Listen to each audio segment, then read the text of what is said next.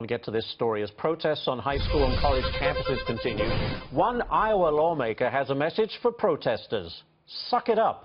Watch this. I have named the bill the Suck It Up Buttercup bill. You've got a right to be a brat. You've got a right to protest. That's constitutionally protected. But you do not have a right to throw a temper tantrum on Interstate 80 and put my constituents' lives in danger. Using new tax dollars when tuition rates are skyrocketing is absolutely unacceptable to me. People say, well, suck it up, Buttercup. That's kind of an over-the-top thing to say. Well, so are the protests happening. Well, that's the way to say it. Iowa State Congressman Bobby Kaufman is joining us now. Listen, you want to reduce funding to schools that you say excessively coddle students. Explain that if you can. Well, thank you for having me.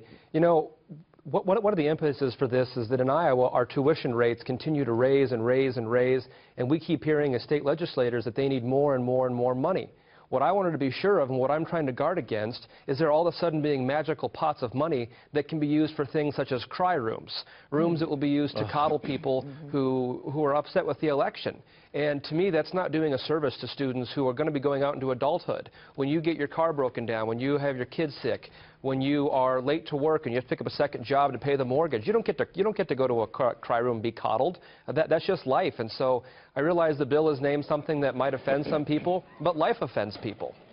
Well, it certainly does, and I concur with your frustration overall with this. It's not just sour grapes, it's actually, and you know, the schools are allowing this to happen, aren't they?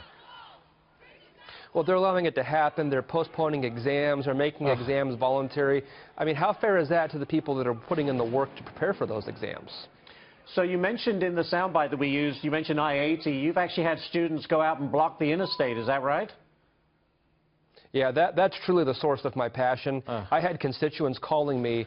They were falsely imprisoned on Interstate 80 because there was no exits to get off of. And there were protesters on Interstate 80. Now imagine if somebody had to get to the hospital, or imagine if somebody had to take their child in to be sick, and they were delayed by a half hour because of these protesters. That puts my constituents in danger, and that's wildly unacceptable. It certainly is. I wish you the very best with your bill. Suck it up, Buttercup. I think it says it all. Iowa lawmaker Bobby Kaufman, thank you so much for taking the time to talk to us, and good luck.